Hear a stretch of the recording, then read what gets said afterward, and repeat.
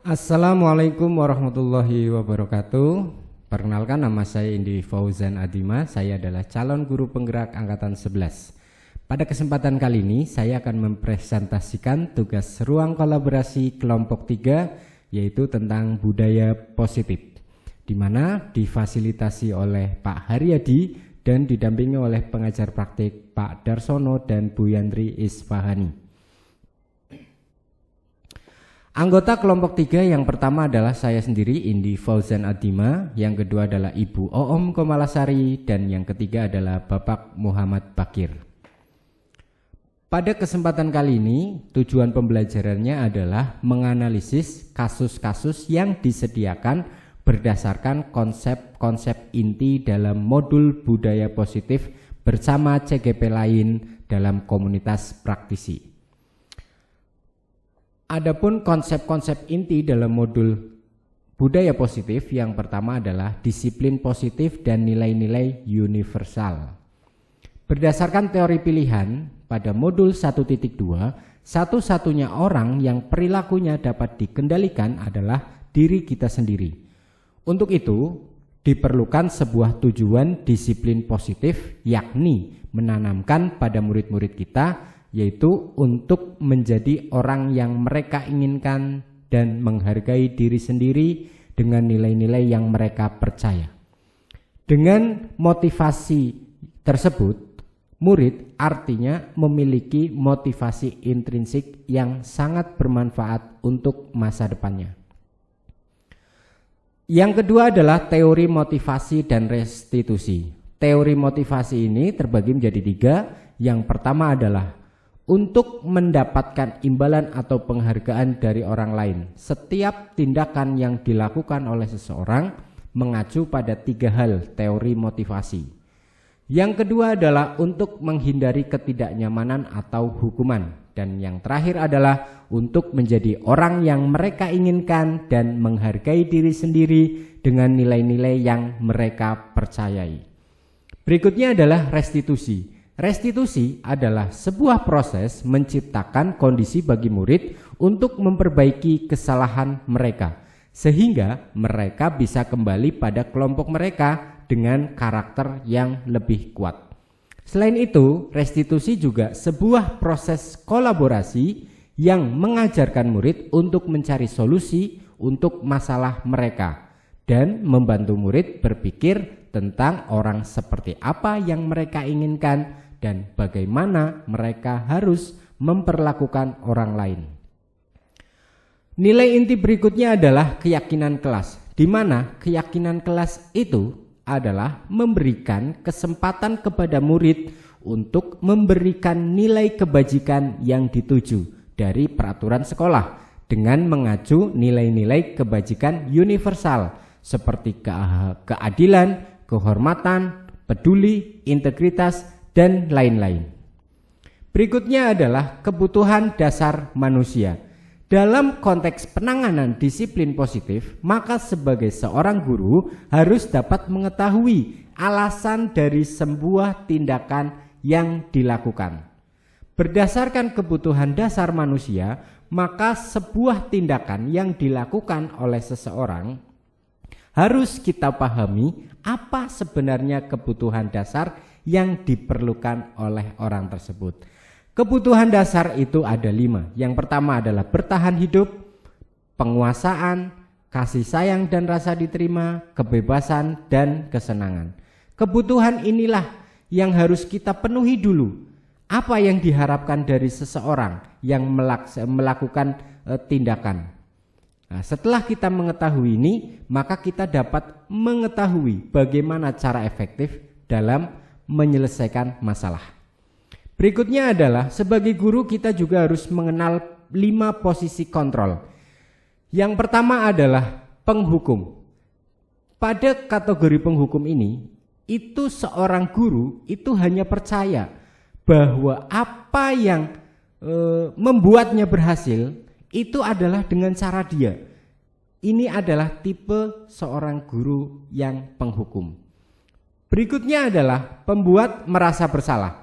Di sini seorang guru itu memberikan kata-kata yang menjadikan murid itu menilai buruk tentang dirinya. Ini sangat berbahaya Bapak Ibu.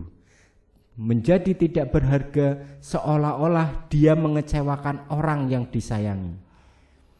Berikutnya adalah posisi teman. Di sini guru menjadikan dirinya sebagai teman. Guru tidak menyakiti murid, tetapi mengontrol dengan persuasif. Namun ada hal yang berbahaya Bapak Ibu dari kondisi teman, yakni jika jika hal yang kita lakukan itu membantu mereka, mungkin itu akan menjadi sesuatu yang positif. Namun ketika kita memberikan PHP atau harapan palsu pada anak, maka itu akan dijadikan negatif oleh anak. Maka ini perlu hati-hati.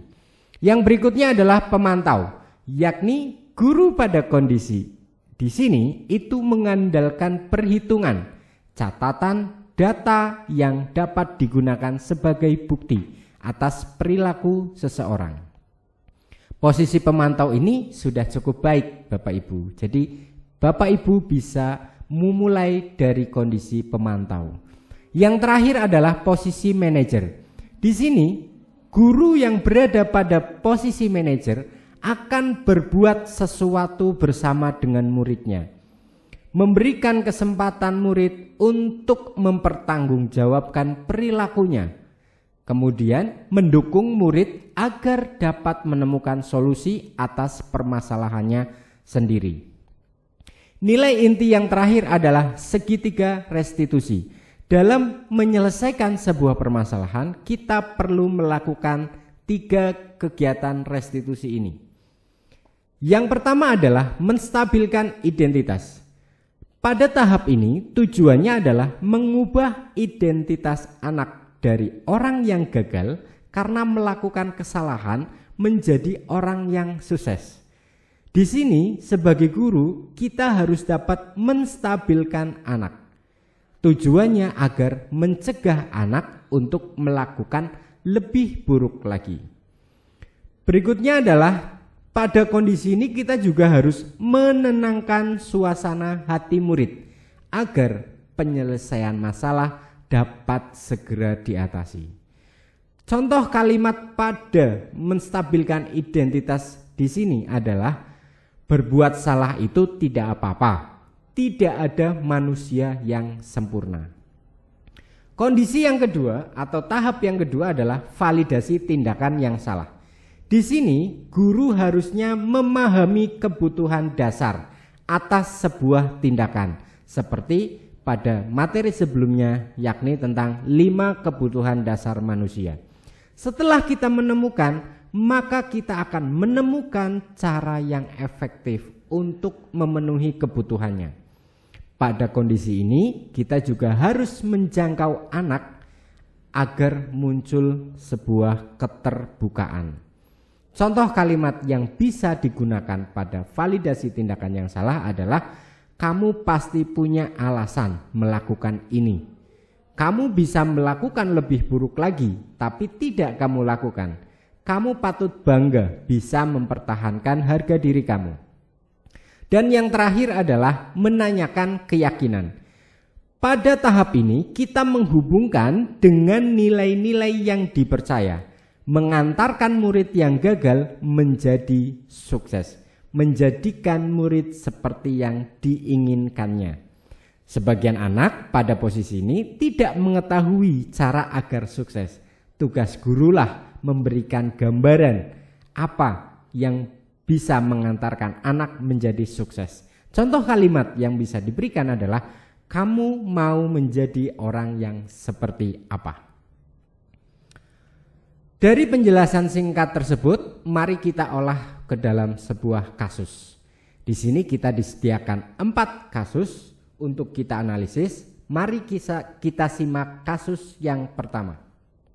Guru matematika dan wali kelas 8, Ibu Santi sakit, sehingga tidak dapat masuk dan mengajar. Akhirnya dicarikan guru pengganti, Ibu Eni. Ibu Eni baru 2 tahun menjadi guru SMP. Beberapa murid perempuan, Vivi dan Natali, mengetahui hal ini dan mulai menggunakan kesempatan dan bersikap seenaknya, tertawa dan tidak mengindahkan kehadiran Ibu Eni. Ibu Eni mencoba menyapa Vivi dan Natali dengan ramah sambil mengingatkan mereka untuk tetap fokus pada pengerjaan tugas. Ayolah tugasnya dikerjakan, nanti Ibu ditegur Bapak Kepala Sekolah kalau kalian tidak kerjakan tugas. Tolong bantu Ibu ya. Namun Vivi dan Natali malah jadi tertawa. Ah Ibu, santai saja Bu. Mereka tetap tidak mengerjakan tugas dan malah mengobrol. Esokan harinya, Ibu Santi memanggil Vivi dan Natali serta menanyakan tentang laporan Ibu Eni. Ibu Santi menanyakan apakah mereka bersedia melakukan memperbaiki permasalahan yang ada. Vivi dan Natali sempat ragu-ragu dan membela diri, namun pada akhirnya mengatakan akan meminta maaf. Ibu Santi menanggapi bahwa tindakan itu boleh saja dilakukan bila mereka sungguh-sungguh ingin meminta maaf, namun Ibu Santi menanyakan kembali, apa yang mereka bisa lakukan untuk menggantikan rasa tidak dihormati Ibu Santi. Baik Vivi maupun Natali mengakui bahwa perilaku mereka tidak sesuai dengan keyakinan kelas. Ibu Santi melanjutkan kembali apa yang akan mereka lakukan untuk memperbaiki masalah. Apakah ada gagasan? Setelah berpikir sejenak, Natali dan Vivi mengusulkan bagaimana kalau mereka mengadakan sebuah diskusi kelompok dengan teman-teman sekelasnya. Tema yang mereka pilih adalah penerapan keyakinan kelas, terutama tentang sikap saling menghormati dan bagaimana penerapannya di kehidupan sehari-hari di sekolah. Usulan kedua adalah mengirim email kepada Ibu Eni tentang gagasan mereka tersebut. Mereka pun memberitahu Ibu Eni bahwa mereka telah memberitahu Kepala Sekolah, Pak Hasan, bila lain waktu ada ketiadaan guru, maka mereka akan mengusulkan Ibu Eni sebagai guru pengganti. Hasil diskusi kami dari kasus tersebut yang pertama adalah dalam kasus di atas, langkah-langkah restitusi apa yang sudah dijalankan oleh Ibu Santi? Jawabannya adalah yang pertama, validasi tindakan yang salah. Kalimat yang disediakan adalah apakah mereka bersedia melakukan memperbaiki permasalahan yang ada. Yang kedua adalah menanyakan keyakinan. Kalimat yang ditunjukkan dari cerita di atas adalah apakah ada gagasan. Berikutnya, menurut Anda, apakah restitusi yang diusulkan oleh Vivi dan Natali sudah sesuai dengan pelanggaran yang telah dibuat? Apakah langkah-langkah restitusi yang telah diusulkan mereka? Jawabannya adalah tindakan yang dilakukan Vivi dan Natali sudah sesuai, yakni ditunjukkan berdasarkan rasa tanggung jawab yang mereka miliki, memberikan solusi tentang penerapan keyakinan kelas dengan rekan-rekan dalam kehidupan sehari-hari, sehingga harapan Vivi dan Natali semua temannya tidak melakukan hal yang sama, serta memberikan masukan kepada kepala sekolah untuk memilih Ibu Eni untuk menggantikan jika ada guru yang izin. Dalam kasus tersebut, posisi apakah yang telah diambil Ibu Eni dalam penangani Vivi dan Natali? Jawabannya adalah sebagai teman. Hal ini didasari pada kalimat tolong bantu ibu ya. Jika Anda adalah Pak Hasan, bagaimana Anda menyikapi langkah yang ditempuh oleh Ibu Santi? Jawabannya adalah langkah yang ditempuh oleh Ibu Santi sudah sesuai, karena Ibu Santi memposisikan diri sebagai manajer pada posisi kontrol, yakni menumbuhkan motivasi intrinsik pada murid sehingga muncul ide untuk memperbaiki kesalahan atas inisiatif murid. Berikutnya adalah kasus yang kedua. Mari kita simak kasus yang kedua. Sabrina hari itu bangun terlambat dan terburu-buru sampai di sekolah. Dia pun akhirnya sampai di gerbang sekolah, tapi baru menyadari kalau tidak menggunakan sepatu hitam seperti tertera di peraturan sekolah. Di depan pintu kelas, Bapak Lukman memperhatikan sepatu Sabrina yang berwarna coklat. Sabrina berusaha menjelaskan bahwa dia terburu-buru dan salah mengenakan sepatu. Pak Lukman menanyakan Sabrina, apa peraturan sekolah tentang seragam warna sepatu? Sabrina menjawab sudah mengetahui sepatu harus berwarna hitam, namun terburu-buru dan salah mengenakan sepatu, selain tidak mungkin kembali pulang karena rumahnya jauh sekali. Pak Lukman tetap bersikeras pada peraturan yang berlaku dan mengatakan, "Ya sudah, kamu sudah melanggar peraturan sekolah.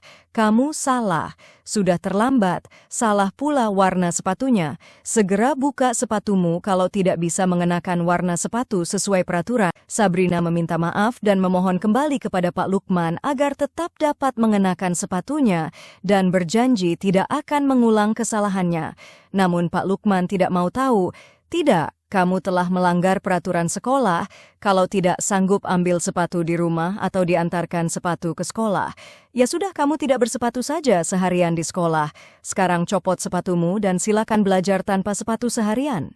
Sabrina pun dengan berat hati mencopot sepatunya dan memberikannya kepada Pak Lukman.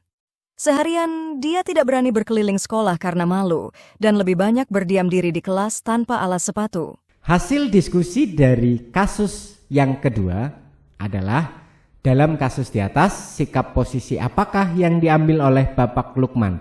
Jelaskan apa indikatornya.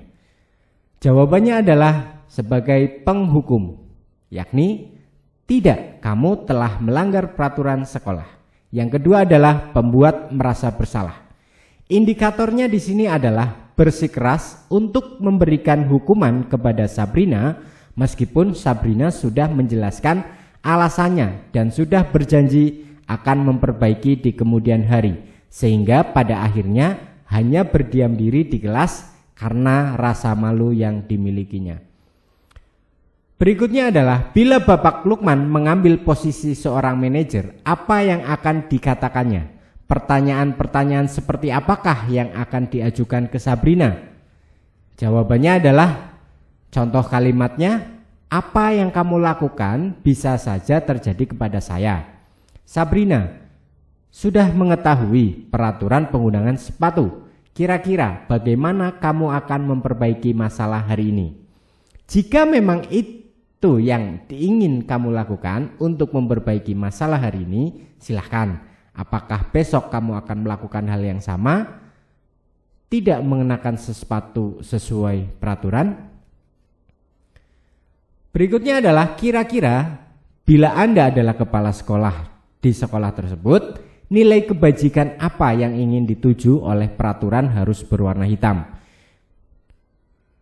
Nilai kebajikan yang ditunjukkan adalah integritas, di mana nilai keteraturan adalah hal yang perlu ditanamkan dalam diri siswa sehingga setiap tindakan akan menjadi tampak indah.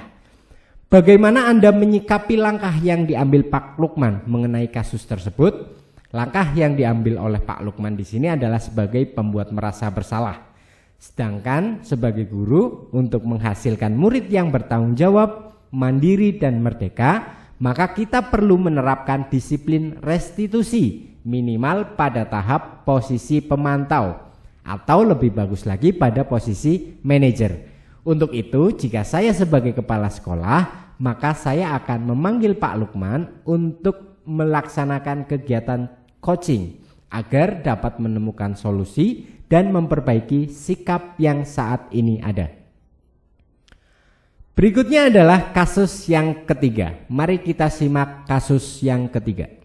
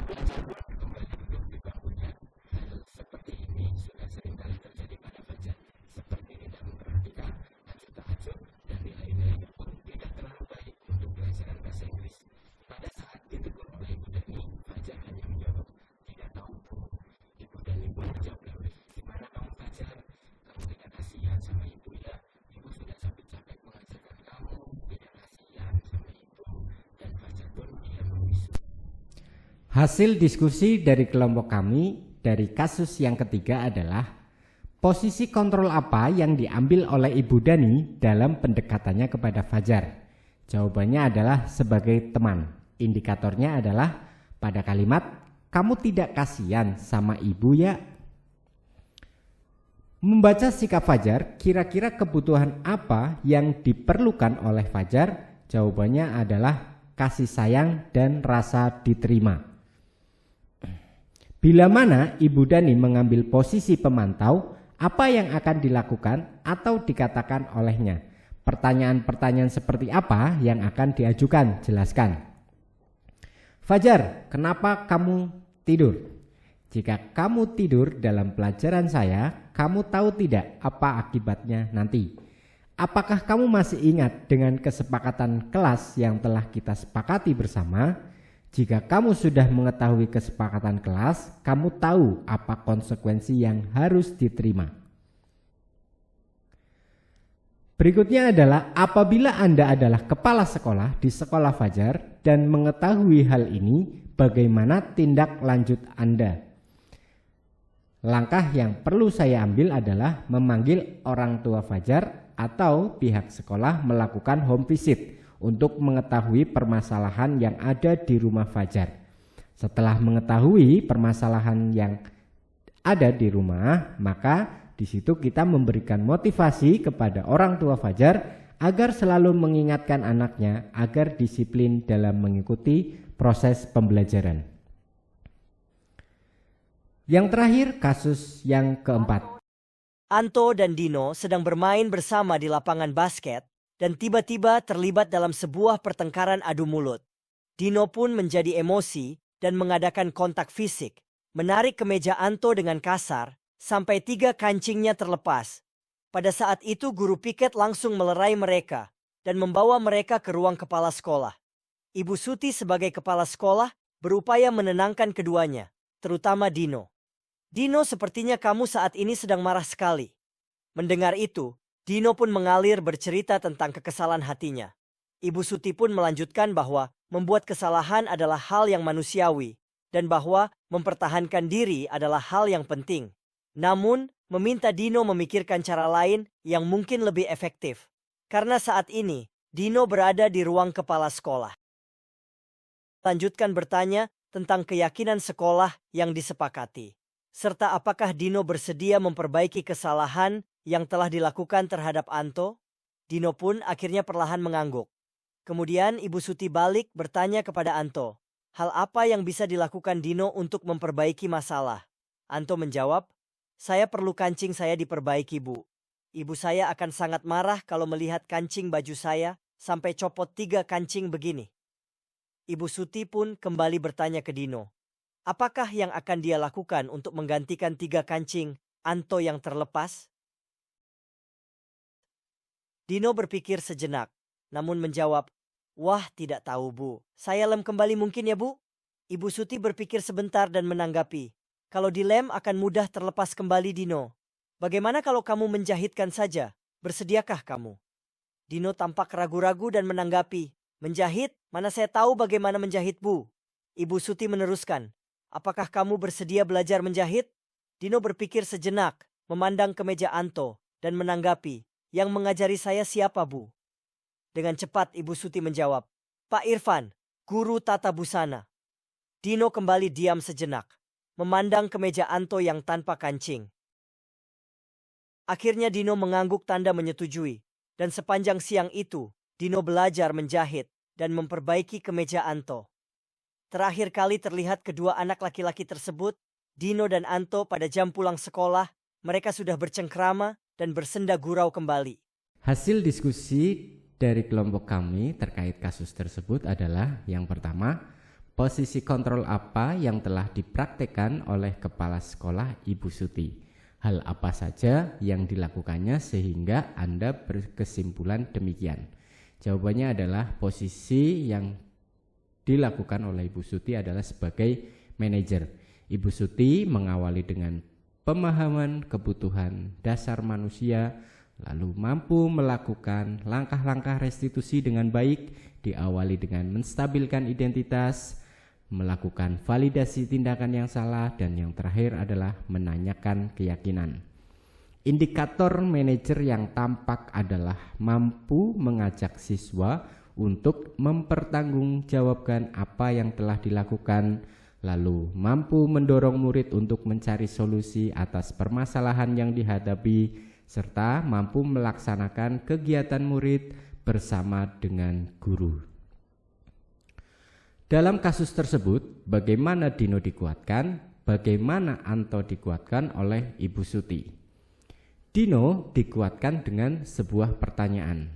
Dino, sepertinya kamu saat ini sedang marah sekali. Pertanyaan tersebut membuatnya bercerita apa yang sedang dialaminya. Dengan pertanyaan tersebut, Dino seolah-olah merasa diperhatikan akan kebutuhannya, yakni kasih sayang dan rasa diterima. Sehingga dengan kemandiriannya, Dino bersedia memperbaiki kesalahannya. Anto dikuatkan dengan pertanyaan, hal apa yang bisa dilakukan Dino untuk memperbaiki masalah? Dengan jawaban Anto, saya perlu kancing saya diperbaiki, Bu. Ibu saya akan sangat marah kalau melihat kancing baju saya sampai copot 3 kancing begini. Dari jawaban yang diberikan oleh Anto menunjukkan bahwa Anto merasa diperhatikan kebutuhannya, yakni kebutuhan tentang bertahan hidup. Di mana jika 3 kancing yang copot itu tidak diperbaiki, maka dia akan dimarahi oleh ibunya. Di sini Anto sangat membutuhkan kondisi psikologis, yakni tentang rasa aman ketika pulang. Itulah yang menguatkan Anto. Berikutnya adalah kira-kira nilai-nilai kebajikan apa yang dituju dalam kasus tersebut. Jawabannya adalah tanggung jawab, mandiri, saling menghormati, dan saling menghargai. Dino melaksanakan nilai kebajikan tanggung jawab atas perbuatan yang telah dilakukan, dan dengan kemandiriannya bersedia belajar menjahit bersama dengan guru tata busana. Anto menerapkan nilai kebajikan menghormati dan menghargai. Hal ini dibuktikan dengan tingkah lakunya dengan tidak menuntut lebih atas kerusakan yang dialaminya. Demikian presentasi dari kami. Mudah-mudahan apa yang kami sampaikan bermanfaat untuk Bapak Ibu semua. Salam guru penggerak, tergerak, bergerak, menggerakkan. Wassalamualaikum warahmatullahi wabarakatuh.